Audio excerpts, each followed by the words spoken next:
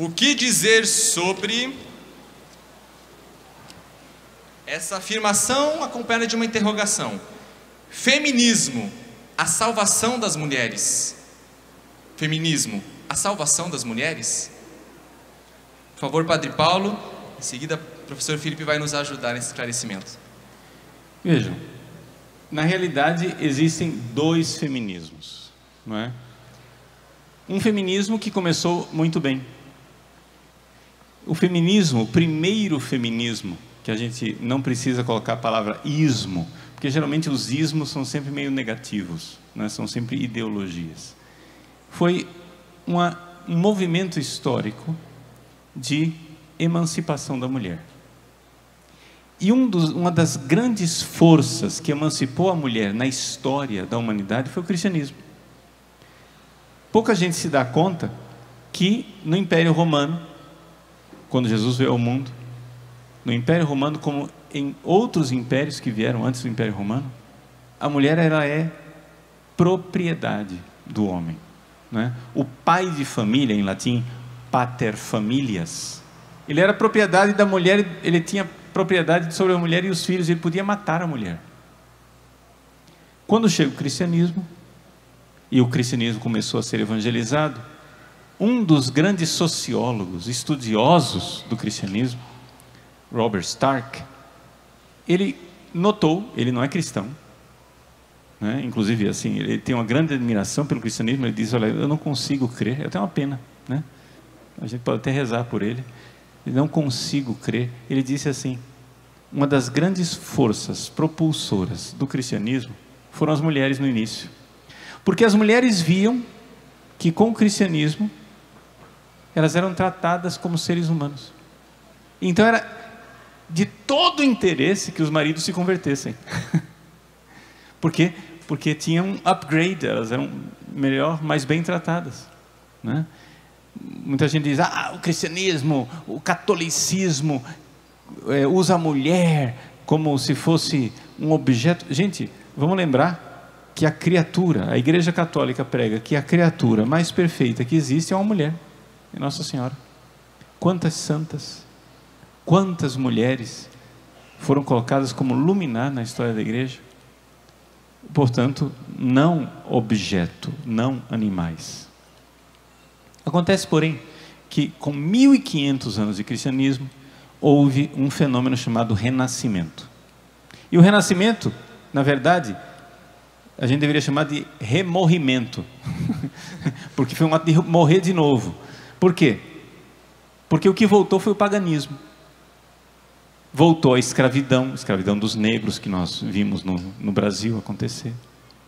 Voltou uma série de coisas negativas, e uma delas é que as mulheres voltaram a ser consideradas, como eram consideradas pelos pagãos, objeto descartável. Ou seja, por exemplo, durante a época do cristianismo medieval, o rei era coroado, mas a mulher, a rainha também era coroada, junto com o rei. Durante a Idade Média veio o renascimento, o remorrimento, ou seja, veio o renascimento do paganismo. Agora só o rei é coroado, a mulher não é nada. As mulheres vão para o escanteio. Então era evidente que era necessário, mais uma vez, um movimento para emancipar a mulher. E foi o que aconteceu no século XX. Só que, infelizmente, aconteceu enquanto forças cristãs lutavam para, mais uma vez, resgatar a mulher, também outras forças materialistas, ateias, usavam isso tudo para colocar na mulher um combustível de revolta. Então nós tivemos todo o movimento do século XX de emancipação da mulher, direitos civis, voto, não é? A capacidade da mulher de realmente decidir sobre a própria vida. Mas teve, de umas décadas para cá, um radicalismo, que é uma segunda onda, uma onda negativa, aí a gente pode chamar mesmo de feminismo, no sentido negativo de ismo, em que as mulheres estão sendo usadas por uma engenharia social para destruir o que é feminino. Isso aqui é o terrível. Um feminismo que é contra o feminino. Então, tudo que é traço feminino na mulher tem que desaparecer. De repente, a mulher vira uma caricatura de um sonho de macho, entre aspas, num corpo de mulher. Em que a mulher tem que negar tudo aquilo que é próprio dela. A sensibilidade. Por exemplo, uma mulher, já que nós estamos falando hoje de manhã de revolução sexual, o professor Felipe Neri colocou esse tema. A mulher, ao invés de agora colocar o seu feminino de forma equilibrada, não. Por exemplo, a mulher com a relação sexual casual, sem compromisso, ela se machuca muito, porque a mulher é muito sensível. Não, agora nós temos que libertar a mulher para ela ter relações sexuais sem se importar. E isso vai destruindo a mulher interiormente. Não é? Não que o homem possa ter relação sexual sem se importar, mas é que para a mulher isso é muito mais grave, no sentido de que é muito mais lesivo. Isso causa machucados no interior dela. Professor. Sobre a questão do feminismo, nessa segunda parte que o padre estava falando, o que eu acrescentaria, para ver como é presente e atual. O presidente da Colômbia, ele parafraseou uma feminista já de longa data, Simone de Beauvoir, onde ele dizia: ninguém nasce homem. Ela escreveu, né, dizendo: ninguém nasce mulher. E aqui uma frase que teve presente no Enem, 2 anos atrás, que as pessoas não param para ler e entender o significado disso. Está querendo dizer para você que não existe nada de substancialmente intrínseco à pessoa, ou seja, que não há nada anterior, uma identidade. A negação disso não é apenas teórica em um livro de uma pessoa que há 40, 50 anos atrás escreveu.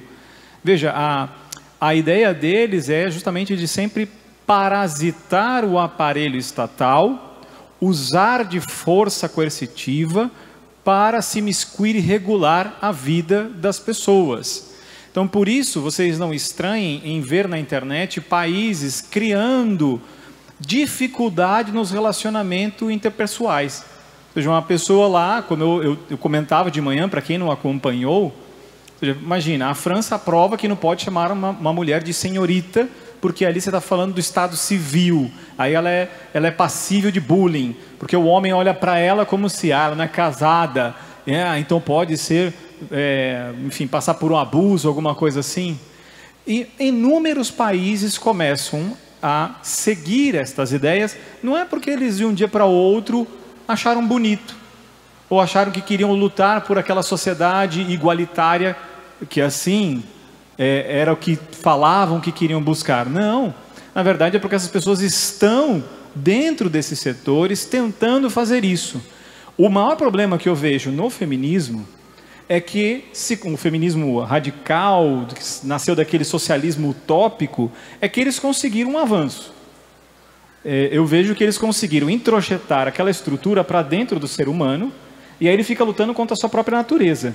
Então ele não é só mais externo, entre homem e mulher, porque falava assim, não, o que está se buscando, como se falava no início, era só uma questão de igualdade entre homens e mulheres. Não, o que está se buscando hoje é aquilo que Kate Millett, uma outra feminista, que derivava do pensamento de Herbert Marcuse, onde ela vem expressar que o pessoal é político.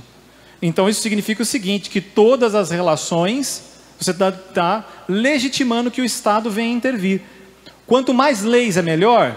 Não, lógico que não, nós já temos 10 mandamentos, já bastaria isso daqui para a gente saber se relacionar bem. O problema é que vai restringindo cada vez mais, porque eles vão criando problemas e falando, a solução é cada vez mais tirar a sua liberdade. Então eu vejo esse feminismo que está muito presente nas universidades, primeiro que os jovens, de modo geral, que tem contato com aquele professor universitário, ele talvez esteja diante de uma pessoa também que não teve uma boa formação, acreditou, porque é um conjunto de crença para mim, essa questão do feminismo. Se não tivesse a força do Estado, seria uma crença isolada. Eu sempre falo isso. Então, esse é o problema, porque aquele professor fala e ele tem empatia, aí a gente gosta dele, adere, e aí eu já sou seu inimigo. Por quê? Porque me pareceu interessante aquela ideia de igualdade, de respeito, de tolerância. E quando se aplica, qual é a primeira coisa que elas tentam fazer? Bom, desconstruir, desmontar a natureza humana e aí começar a restringir todo mundo que pode falar favorável a uma identidade e a uma natureza humana. E eu estou falando aqui de uma questão filosófica, não estou falando simplesmente, como alguns querem falar, já sei, você é religioso, porque é o que eles querem fazer para te silenciar. Então por isso eu falo, olha, tem que ler sobre o feminismo. Parece difícil, mas se você não entende, você não vai ajudar o colega na universidade que vem para cima de você e que fala, olha, não, mas você não conhece. Não, eu conheço, eu li sobre isso, aquilo, outro. Acho que você não interpretou bem o texto. Vou te mostrar os significados disso, a história onde chega. Nós temos aqui também a participação do pessoal de casa. E o José Anício, ele fez uma pergunta diante da foto que nós colocamos no nosso Instagram, @RevoluçãoJesus. Você que está em casa também pode comentar e colocar a sua pergunta. Ele disse o seguinte: existem duas TL, uma boa e uma ruim? Existe uma teologia da libertação boa? José Anício, do Rio de Janeiro. Veja, acho que é importante quando a gente discute as coisas, sempre definir o que é que nós estamos discutindo. Não sei se vocês notaram, nós colocamos o tema do feminismo. Mas, para responder feminismo, eu primeiro distingui o que é essa palavra. O que é que está por trás dessa palavra? Existe uma coisa boa atrás da palavra feminismo, que é uma luta para a emancipação da mulher, e existe uma coisa ruim por trás da palavra feminismo, que é um movimento revolucionário marxista que entrou na luta para colocar a mulher contra os homens e depois, gostei muito da fala do professor Felipe, quando ele disse, colocar a mulher contra a própria mulher, uma divisão interior. A mulher contra a mulher. Ou seja, o marxismo vive de luta. Não é? Se não tiver uma luta, se você não estiver fazendo alguma coisa de luta, o negócio não vai para frente. Então, a mesma coisa com relação a essa pergunta a respeito da teologia da libertação. Vamos definir teologia da libertação. Não é? Se você não define os termos, então não dá para a gente. O que é teologia da libertação? Se teologia da libertação significa, não é, uma teologia que a partir da doutrina social da igreja quer realmente colocar em prática, não é, à luz do evangelho, aquilo que é a moral cristã no âmbito social, então esta libertação é excelente. Por quê? Porque de fato, como nós mesmos estamos vendo, nós precisamos ser libertos de muita coisa, tá? Nós precisamos ser libertos das ideologias. O professor Felipe Neri colocava, né, das universidades, ou seja, qual é o maior motor de produção de ideologia que existe na história da humanidade? Chama-se universidade. Ou seja, as universidades não estão produzindo somente ciência, elas estão produzindo também ideologia. Elas produzem, replicam, transmitem, de tal forma que quantos de nós vemos que pessoas boas, boníssimas, que criam em Deus, de repente entram na universidade, já entra aquele veneno e a pessoa se afasta de Deus. Porque, aí eu estou falando de, na verdade, nós estamos falando não de libertação, nós estamos falando de você tira aquilo que é a identidade da pessoa para acorrentá-la numa ideologia. Então existe uma teologia da libertação que é marxista, que na verdade não liberta ninguém, mas coloca as pessoas numa corrente ideológica que as reprime e que as impede de ser cristãs. Então você vai... só para você entender do que é que eu estou falando, vamos sair da teoria, vamos para a prática. É mais ou menos como aquela história do adolescente. O adolescente chega e diz: eu tenho que me libertar da opressão dos meus pais. Então ele entra na turma dele, adquire vícios de drogas, de sexo desordenado, vícios e compulsões cada vez mais graves. Ele se livrou. Ele era, aspas, limitado pelos pais com bons e paternos conselhos. Agora ele está sendo limitado por si mesmo, pelas correntes dos vícios nos quais ele entrou achando que estava se libertando. Na verdade ele foi lá, comprou uma corrente e se amarrou. Ah, me libertei dos meus pais. Como você se libertou? Faz o seguinte: se livra agora da maconha, se livra da cocaína, se livra do álcool desregrado, se livra do sexo desregrado, se livra agora dessas influências maléficas nas quais você entrou. Ah, eu me livro na hora que eu quiser. Experimenta. Você na verdade comprou correntes. É evidente, né, que então existem duas libertações.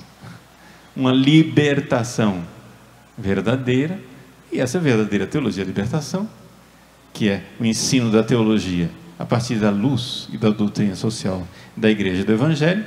E existe uma libertação ideológica, que é aquela que sai da boca dos marxistas, que na verdade querem tirar você do cristianismo e acorrentar na ideologia marxista, usando as forças irracionais do sexo desregrado, das drogas e da revolta e da irascibilidade, que na verdade são novas correntes. E eu tenho uma pergunta para o professor Felipe, que ontem, né, levantou-se a discussão nas redes sociais sobre as cores, azul e rosa, cor de menino, cor de menina. Aí eu queria que o senhor comentasse, né, o que tem por trás dessa discussão. Muito bom, excelente. Olha, para explicar isso eu vou em um outro tema, mas não é porque eu vou fugir, é porque é para entender. Não, mas aqui a gente está falando sobre tudo mesmo, não tem? É porque, por exemplo, olha, o aborto, ele, historicamente falando, ele foi passando por aprovação, e continuam fazendo isso, pelo alargamento do conceito, tá? Então, em vários países aconteceram isso e continua acontecendo. E aqui no Brasil estão tentando ainda, em relação ao aborto, fazer o mesmo caminho. Então não se chega e se fala para a pessoa: o aborto, vamos matar. Não, não é isso. Então tem toda uma construção, uma narrativa de grupos que produzem material, criam uma falsa justificativa e vão tentar sensibilizar as pessoas, vão tentar fazer com que elas fiquem tocadas e você não pareça um preconceituoso. Essa estrutura, ela é colocada para outros setores, para outras ideias, como a questão de gênero, a eutanásia. Então eles vão, para poder implementar, é preciso primeiro fazer com que você aceite. Para você aceitar, precisa parecer uma coisa boa. E precisa colocar, ou seja, esse rótulo de repressão em certos grupos que estão tentando, vamos dizer assim, eles nos tratam como grupos, né? Então estão tentando mostrar a verdade sobre esses fatos. Então você precisa entender, não como um alienado, a questão aí do azul e do rosa que aconteceu ontem. O alienado, ele vê assim, ele fica olhando que nem vê a formiga no chão. Sai das emoções, observa as coisas, precisa olhar para trás, ver o que tem, tentar ver realmente quem está falando, de onde que vem, para você realmente entender as coisas. Caso contrário, a sua decisão, porque nós somos chamados a decidir sobre isso. Todas as pessoas que viram a temática ontem, viu uma discussão enorme na internet, a grande maioria dizendo-se contra, e alguns que se diziam os iluminados, falando: ah, que absurdo, nossa, antiquados. Eles usam até o rótulo, né? mas ninguém explicando, tentando mostrar que a discussão é outra. Eles estão fazendo isso aqui agora, depois podem te chocar um pouquinho mais com outras ideias para poder implementar essa aqui agora. Eu contava de manhã do chamado amor intergeracional, que tenta emplacar no mundo afora, que é a pedofilia. Mas eles têm todo um trabalho para poder implementar. Eles não são pouco inteligentes. Não pode ser ingênuo em relação a isso. Então, a ideia é fazer a desconstrução, sim, da infância. É necessário que esses filhos e esses jovens olhem para os pais e falem, pai é pai, ok, mas eu descobri a verdade aqui na escola, na universidade e tal. Então, na verdade, ele se distanciou de um pai e ele vai ter uma outra autoridade, um outro pai sobre ele, que vai ser esse grupo invisível, silencioso, que faz você pensar que você é o sapo boi, que pensa que é boi, mas é um sapo. Então, essa ideia do azul e do rosa, a ideia é bem simples e bem básica. Ao questionar isso, quero te mostrar apenas o seguinte, olha, eu estou refutando a realidade. Por quê? Porque não existe realidade. Tudo para eles é passível de desconstrução. Porque eles estão trabalhando nisso faz muito tempo. Desconstruir o homem, pai, esposo, mulher, esposa, mãe, família, infância e pessoa. Se nós não usarmos esse tempo aqui, olha, que nem a gente está tendo aqui, e depois continuar rezando e estudando, a gente não trabalhar para refutar, o que acontece? Toma poder, usa-se a política, adentra na cultura e na sociedade. E daqui a um tempo você tem uma nova sociedade. A coisa é simples assim, se pode dizer em tão poucas palavras. Então, se você aceita essa simples ideia anticientífica, você já está abrindo mão de que a estrutura da sociedade que nós temos, ela se mantenha para o bem da própria sociedade. Na realidade, a polêmica que aconteceu ontem, e é isso que o professor Felipe Neri está nos colocando, é o seguinte: é como você pegar e dizer uma frase no meio de pessoas que estudaram toda uma ideologia, ela é entendida de um jeito, porque o cara estudou. E pegar essa mesma frase e lançar no público em geral, que nunca estudou nada disso, a repercussão é outra. Então o professor está dizendo isso, ó, gente, vamos estudar, porque aí essa frase dita assim, jogada, fora de contexto, parece absurda. Menino usa azul, menina usa rosa, mas que preconceito idiota. Pronto, desligo, câmbio, desligo, acabou, não ouço mais. Espera lá. Essa frase foi tirada fora de um contexto. Qual é o contexto? Vamos lá, só para você entender o que é que está por trás.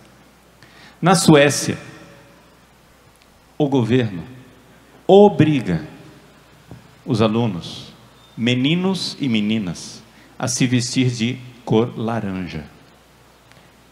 Está todo mundo dizendo, meu filho é livre, ele se veste do jeito que ele quiser, se o meu filho quiser pôr azul, se o meu filho quiser colocar a cor de rosa, ele é livre, quem é agora? Não, gente, não é isso, não é essa a conversa é outra.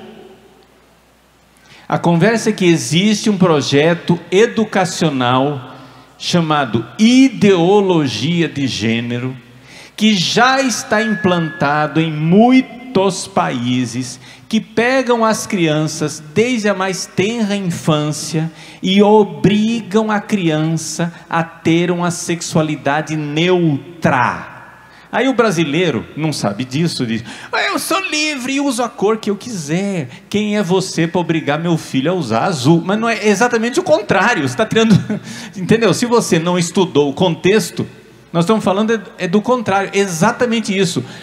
Nós estamos, graças a Deus, num país onde os meninos são livres para usar azul ou qualquer outra cor, porque os pais são livres para educar os seus filhos, nascidos no sexo masculino, como homens. Nós estamos num país onde os pais são livres para educar a sua filha, nascida no sexo feminino, como mulher. Essa é a beleza do Brasil, nós temos essa liberdade. Na Suécia, se você quiser fazer isso com seu filho, você vai ter que fazer como pais suecos, que saem da Suécia e vão morar em ilhas no Atlântico Norte, para conseguir educar seus filhos do jeito que os pais decidem. Porque o que está em jogo aqui é o seguinte: quem manda na escola? A escola é um instrumento a serviço dos pais? Ou a escola é um instrumento de opressão na mão da máquina de um governo totalitário? Essa é a pergunta. De quem é a escola? Então, por trás da frase menino veste azul e menina veste cor-de-rosa, existe ali um contexto que é o seguinte: países com governos que, de ingerência totalitária na educação, estão proibindo os pais de educar os filhos nascidos no sexo masculino como homens e as filhas nascidas no sexo feminino como mulheres. É proibido. Agora você vai ter que educar o seu filho neutro e vai ter que aceitar que seu filho se veste de laranja, como as escolas da Suécia fazem. E é isto que está por trás dessa frase. Evidente, tirado desse contexto, a frase fica absurda. A frase fica totalmente absurda. Quem é você para mandar meu filho vestir azul? Bom, se é essa conversa, então pronto, já não está mais aqui quem falou. Entendeu? Então o que acontece é isso, é que realmente existe nesse campo da ideologia de gênero, existem as pessoas que já estudaram e as pessoas que ainda estão no público em geral. A frase jogada no público em geral, ela é absurda. Se você for estudar o que está acontecendo realmente, aí a coisa fica diferente. Então, do jeito que nós falamos de feminismo antes, que as mulheres precisaram ser emancipadas, e o cristianismo ajudou a emancipar as mulheres, agora nós precisamos emancipar as famílias. A família precisa ser livre para educar os próprios filhos. Os filhos não são do Estado totalitário. Os filhos são nossos. E se nós quisermos que o nosso filho, se você que é pai e que é mãe, quer que seu filho seja matriculado numa escola em que ele receba uma educação neutra, bom, isso é lá uma escolha sua. Então, certamente, num Estado livre, num país democrático, haverá escolas que educam os filhos neutro. Então, tudo bem, seu filho vai vestir de laranjinha. O problema é que a maior parte da população brasileira não quer isso. A maior parte da população brasileira, quando os filhos nascem homens, nascem do sexo masculino, educam seus filhos como homens. E quando os filhos nascem do sexo feminino, educam seus filhos como mulheres. Porque nós vemos que isso corresponde à realidade da criança. Não é um construto opressor. Porque antes que o cristianismo viesse ao mundo, os homens eram homens e as mulheres eram mulheres. O que é isso? Estamos ficando tonto agora? Ou você acha que na Babilônia antiga, no Egito e nas tribos aborígenes da Austrália, os meninos não são meninos e as meninas não são meninas? Nós é que estamos inventando uma maluquice, uma cavilação, uma ideologia. Para quê? Para dar a um Estado totalitário um poder e tirar os filhos do poder e da influência dos pais. Só uma coisa que eu queria colocar mais, que me veio agora assim na mente. A Noruega, isso você não vai encontrar na grande mídia, tal. Você vê aqui, não é? A Noruega vem punindo os pais que se opõem a que a educação sexual tenha esse tipo de viés ideológico. Aí o pai tem falado, não quero e tal, e eles têm perdido justamente o seu direito, ou seja, sou o pai. Por quê? Porque esse Estado ele já diz o seguinte, você é procriador. Educa, somos nós é que educamos. Por exemplo, nós todos, Alguém aqui tem passaporte? Tem passaporte? Não, dá uma olhadinha no seu passaporte. Você não tem pai e mãe segundo o seu passaporte. É progenitor 1 e progenitor 2. Ah, mas ele também, é porque me deu a vida. Não, é pai e mãe. Qual o problema de ser pai e mãe?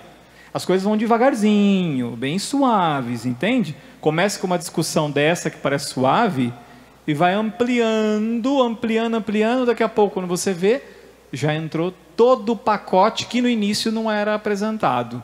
Então, eu só queria colocar isso a mais, porque tem muita gente padecendo em outros países, aqui vizinhos também, Argentina, Uruguai, né, que aprovaram, e que a gente tem que aprender vendo o resultado disso também. E o caminho é justamente fazer isso, é olhar, aprender e falar, não, muito obrigado.